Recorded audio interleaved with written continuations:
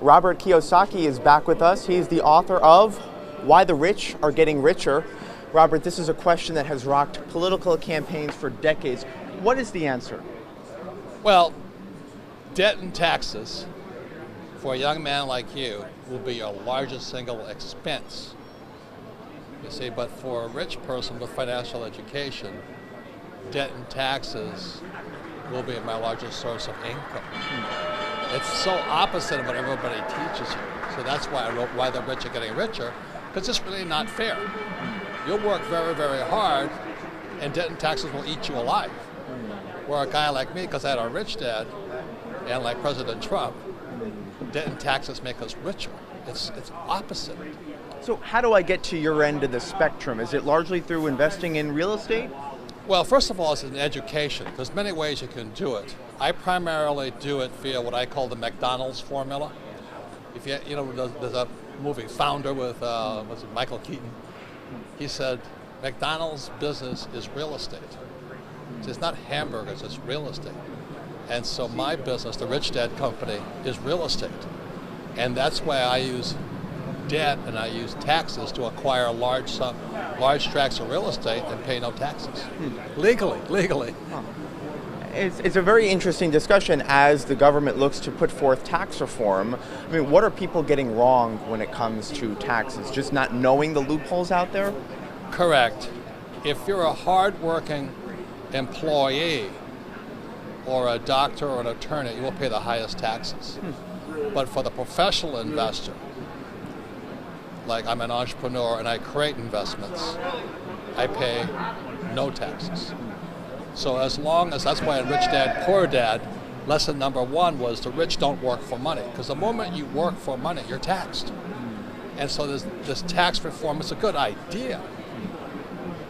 But for a young guy like you, it's best to learn early why guys like me use debt and taxes to get rich, whereas debt and taxes will eat you alive. Now, you know, many people think, oh, I'll just start my own business and that's how I'll move up the economic scale. But in the book, you say that may not be the best idea. Explain. Well, again, it goes back to what is your level of financial education. We're taught to be employees, not entrepreneurs. Go to school, get a job, not go to school and create jobs. And the mindset between a person who creates jobs and a person who looks for a job are opposite. It's like, you know, two sides of a coin. So that's why, you know, both the president, and I know he's not the most popular guy with a lot of younger guys, but he's a good man. You wrote a book with him. Yeah, 2 books now. He's a good man, but we're concerned about financial education. So he and I are entrepreneurs. We thousands of employees, lots of real estate. And because we do that, the IRS gives us tax breaks because we use debt because the government wants us to borrow money, which is why interest rates are so low. And because we borrow, create jobs, and buy real estate, we pay no taxes. Legally. Legally. Well, you mentioned low interest rates, and with that, you also say saving is for losers. Explain that tagline, because I think it runs contrary to what a lot of people have been taught. Thank you for saying that. For years, I've caught hell, as you know, because I kept saying savers are losers. And you saw interest rates. When I was your age, interest rates were 15%. Now in Japan and Switzerland, they're sub-zero. Why would you save money? It makes no sense to me. Some people say, well, save money, but the whole economic system, which we're part of right now, wants debtors. They don't want savers. So we have too much money in the system. So because they have too much cash in the system, they punish the saver and reward the debtor with low interest rates and no taxes. So what's the other solution then to that? I mean, should I put the money into the stock market? Should I take on debt and invest that money in the stock market? Well, as you know, you guys are so lucky being your age.